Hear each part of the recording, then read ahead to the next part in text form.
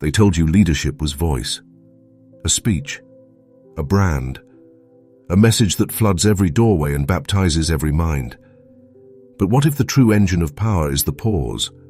What if control begins where language ends? You enter a room, you say little. The atmosphere changes first. Not the policy, not the plan, the atmosphere. People search your face for a verdict you haven't delivered. They organize their sentences to avoid your disapproval. You discover the first currency of command, omission. What you do not say becomes the most persuasive sentence in the room. Here's the part no one dares to admit. People are terrified of the cost of misreading silence. In a world where approval is oxygen, ambiguity is altitude.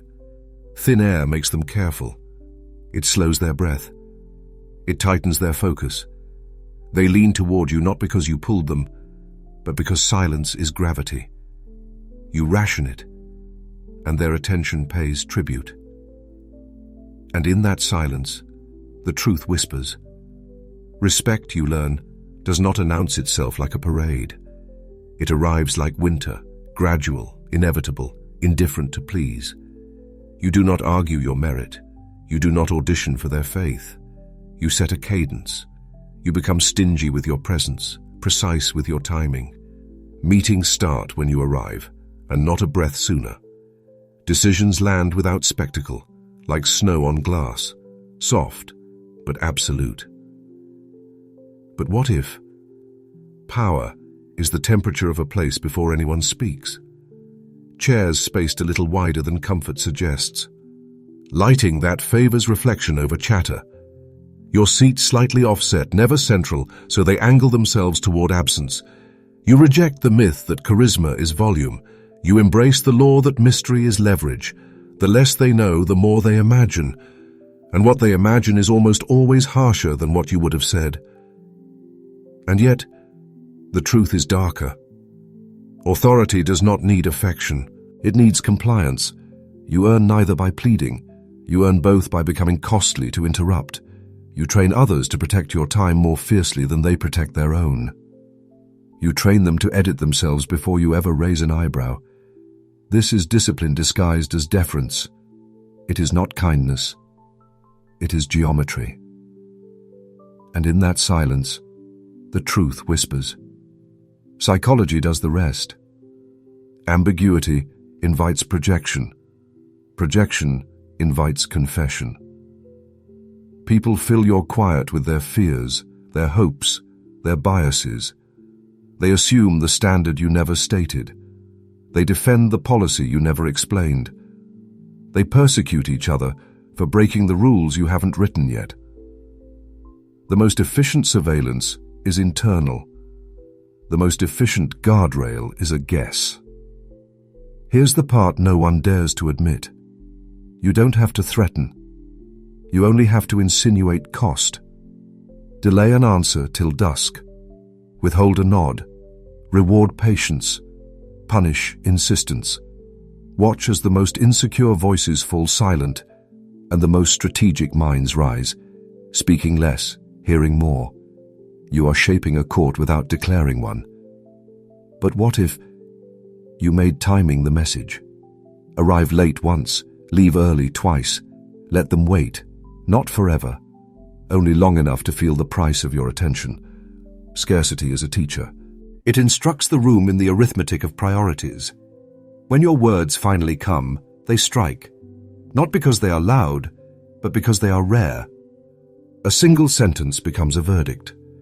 A single stare becomes a contract. And in that silence, the truth whispers. The cost of this method is isolation. You trade warmth for weight. The balcony grows higher as the ground grows colder. People mistake your restraint for disdain. They assume distance means contempt. You accept the misunderstanding because clarity is expensive and ambiguity pays better dividends. You learn to be understood by results rather than reassurances. You learn to be felt more than you are known. Respect without words is not a trick. It is an architecture. You position yourself like a fixed star. They move around you. They calculate their angles, their seasons, their storms by your stillness. And when they finally understand that the silence has been the message all along, it is too late to resist. They have already organized their lives around your orbit. And in that silence, the truth whispers. You were told that money is arithmetic, columns, ledgers, double-entry truths. But what if the market bows to a stage before it kneels to a spreadsheet? What if value is a costume first, a number second? A city at night glitters like a counterfeit crown. Limited release. Invite only. Series C. Your pulse rises to the rhythm of scarcity. Doors are labeled not with wood and steel, but with myth and rank. A plain room becomes a sanctuary if the right names bless it. A projection becomes a fortune if the right audience applauds. The rich have always known, possession is not enough. Possession must be performed. Here's the part no one dares to admit. The crowd wants theatre. They want symbols to spare them the work of understanding. A heavy watch prevents questions about liquidity. A velvet rope replaces due, diligence. A gala escorts a balance sheet through superstition and delivers it as faith. People don't buy the diamond. They buy the security that other people will treat it like a diamond. And in that silence, the truth whispers. You notice how the script is written. Scarcity labels attach to abundance. Drops orchestrate panic. Rounds certify virtue. The product is rarely the product. The product is the story told about the product by the chosen chorus. And the chorus is carefully selected, voices who hold shares of the future. The promise outprices the present. The rumor outbids the real. But what if the theater is the asset? A founder speaks in parables. An investor nods like a priest. A journalist repeats the liturgy. Numbers become backdrops. The audience sees light rather than substance, cadence rather than constraint. They feel safe because the room is expensive, not because the terms are sane. And those terms, quiet as silk, transfer power upward, one covenant at a time. Here's the part no one dares to admit. The poor count coins, the powerful count narratives. A coupon persuades the many. A covenant enslaves the few. Coupons end at the register. Covenants reach into your calendar, your autonomy, your next decade. The theater sells the covenant as privilege, access, partnership, inner circle. The doors close gently. The lock clicks inside your head. And in that silence, the truth whispers. What does obedience have to do with any of this? Everything. The audience that believes the stage will forgive the theft backstage. They will rationalize failures as learning. They will call pivots courage. They will baptize burn as speed. The theater makes the pain meaningful, which makes the payment voluntary. They tithe to growth. They defend the brand. They punish dissent as heresy. And yet, the truth is darker. When the set collapses, the players build a new one before the dust clears. The script changes. The audience returns. They are in love not with the play, but with being at the theater. That is the genius of spectacle. It survives its own mistakes by staging their burial. But what if you watched the rigging rather than the show? You would see the contracts taped under the seats. You would see the side letters, the liquidation stack, the quiet clauses that move wealth like a river underground. You would understand that valuation is often weather, feelings about a future that may never arrive. You cannot hold weather, but you can sell umbrellas. And in that silence, the truth whispers. Respect follows the same law. It is granted to the seat, not the soul. The costume commands long before the character does. This is not cynicism, it is instruction. If you must enter the theater, do not worship the light. Study the electrician. Learn who chooses when the lights go dark and whose hands remain steady in the hush that follows. That's where power sleeps. They said the crisis came from nowhere. An act of fate, a supply shock, a black swan that darkened every window. But what if scarcity is often engineered, and fear is refined like oil, extracted, processed, and sold back at a premium? A memo circulates. Shortage. Shelves thin. Headlines thicken. You watch the crowd become arithmetic, one long addition of panic. The price rises, not on cost, but on narrative. People will pay anything for the feeling of control when the future is fog. Those who learned this rule early never panic. They build the fog. They sell the lanterns. Here's the part no one dares to admit. Information is the real ration. Restrict it, and the human mind inflates risk until it crowds out judgment. Tell them we're assessing. Tell them updates soon. Tell them supply is constrained. Watch as imaginations run ahead of reality and pull prices behind them. The market doesn't always discover value. It often obeys fear. And in that silence, the truth whispers. Scarcity is staged by bottleneck. A single gate, heavily guarded. A single approval, eternally pending. Time becomes a toll. Delay becomes a revenue stream. Lines form outside the vault, even when the vault is not empty. The line proves the vault is worth waiting for. The line makes the product important. But what if the shortage is selective? Public channels thin while private channels fatten. The shelves you can see go bare. The catalogue you can't see grows heavy. Those with the right keys are not asking whether they will receive. They are asking how much they will profit from those who won't. Fear turns to arbitrage. Panic becomes a tax on the unconnected. Here's the part no one dares to admit. Relief can be rationed for loyalty. Priority access becomes a ring. Preferred client becomes a leash. Emergency becomes a subscription. Gratitude kneels where guilt would have stood. The rescuer writes the narrative. The rescued sing it. And in that silence, the truth whispers. Psychology tightens the knot. Ambiguity expands danger in the mind's eye until even crumbs feel like feasts. Crowds herd because loneliness is more frightening than scarcity. If everyone is anxious, anxiety becomes wisdom. If everyone is buying, buying becomes survival.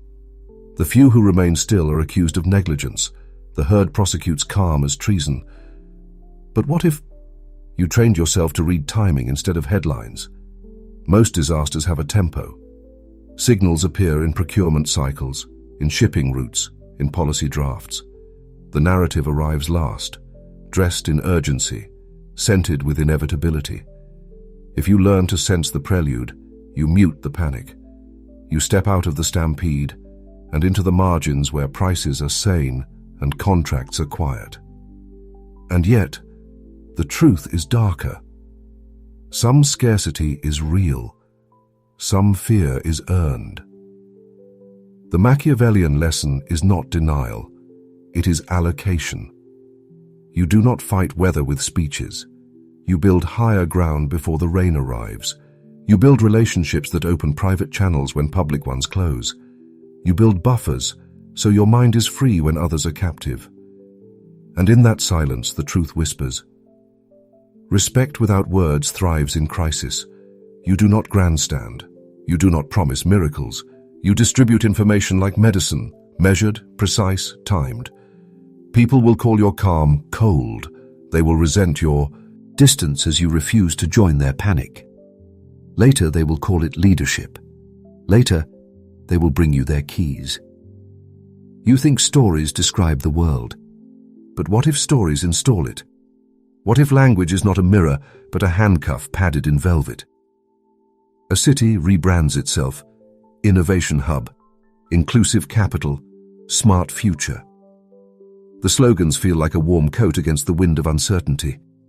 Budgets follow words, laws follow labels, names become doors. Change the label and you reroute the money. Rename the problem and you redirect the blame. Those who own the dictionary do not need to own the land. Here's the part no one dares to admit. Titles are moral laundering.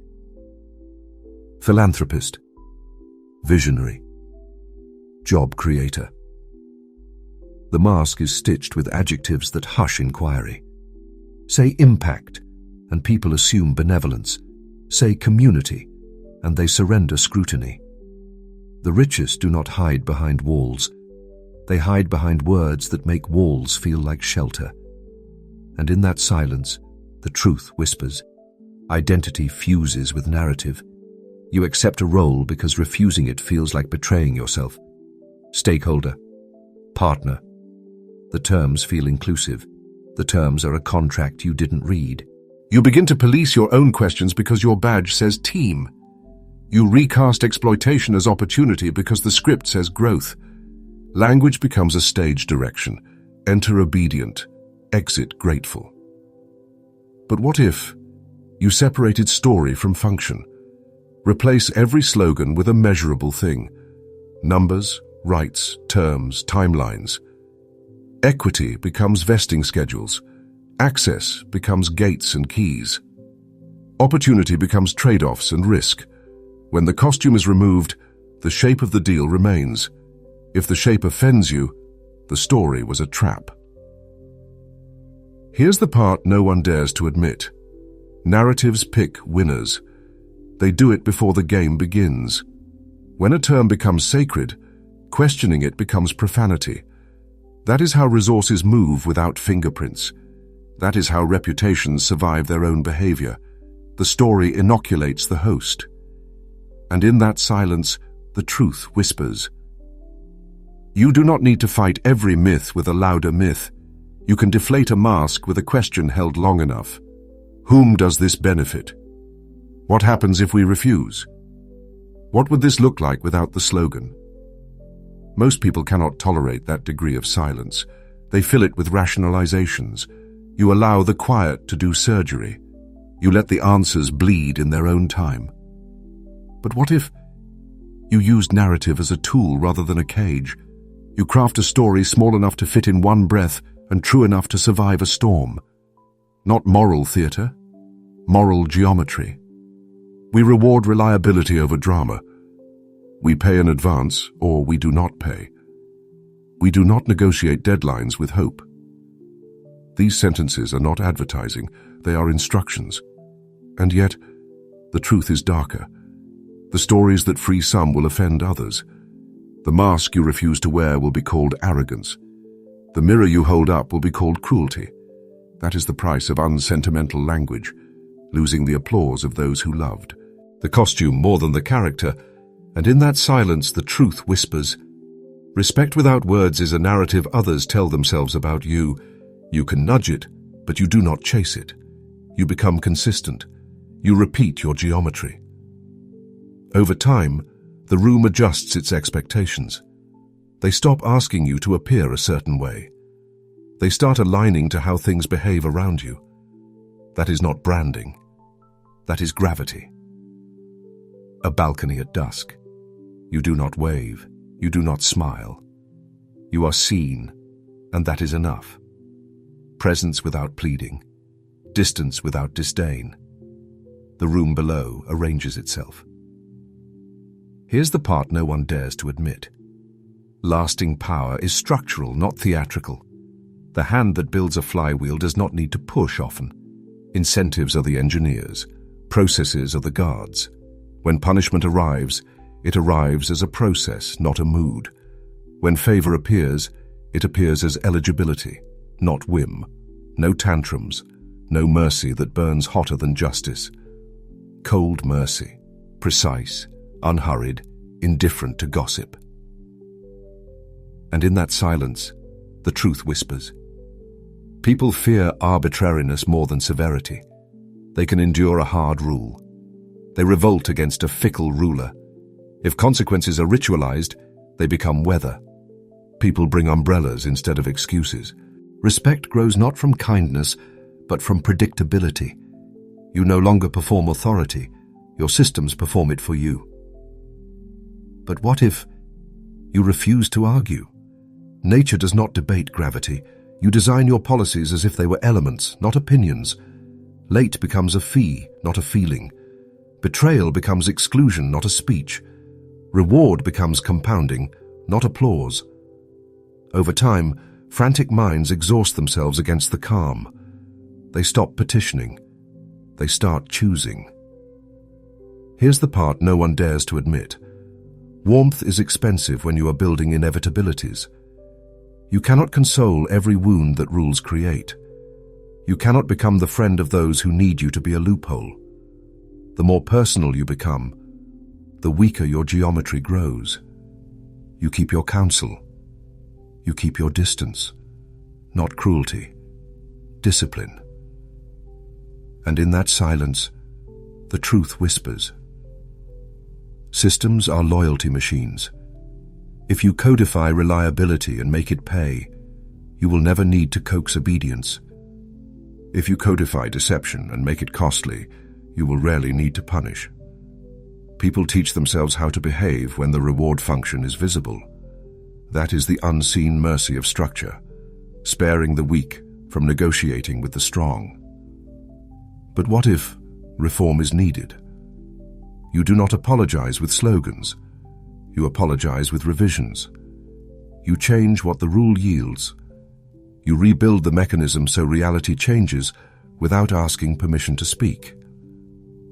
This is not romantic. It is effective. True contrition is a new algorithm. And yet, the truth is darker. Some will call you inhuman. They confuse steadiness with frost. They want a father, not a framework. You give them a framework. The father dies. The framework remains. Institutions outlive charisma because they are colder than praise and harder than memory. Your absence becomes an asset because your presence has become unnecessary. And in that silence, the truth whispers. Respect without words is engineered, not performed. You will be misunderstood by those who require performance to feel safe. You will be trusted by those who require order to build. These are the only allies worth having. They will meet you on schedule. They will pay without drama. They will leave when they should. They will return when invited. Your balcony remains, dusk after dusk. You wanted power to be noise, a roar, a banner, a claim. But you saw something quieter tonight. You saw that control is designed, not declared. That value is staged, that scarcity is sculpted, that language is a leash when worn without question. You felt it, how silence can be a verdict, how distance can be a map, how systems can govern longer than any speech. If you've come this far, you already recognize the pattern. Curiosity turned to disillusionment, disillusionment to revelation, revelation to detachment. And in that detachment, a new self began to form. One who reads incentives before headlines, one who hears what isn't said, one who stands still while the herd turns itself into dust. This is the part most never reach. The moment you stop asking for permission and start studying the machine, not to play crueler games, to play colder, clearer ones. To rebuild your life with leverage instead of noise, with narrative that fits truth, not theater. Stay with us. Not for content, but for consciousness. Not for dopamine, but for design. Subscribe, not as a gesture, but as a vow. To keep seeing through illusion, to keep choosing structure over spectacle, to keep your silence sharp. This is more than a channel. It is a circle of asylum for those who prefer reality to ritual. If you are ready to evolve from participant to observer, from noise to signal, step into the quiet with us. And in that silence, let the truth keep whispering.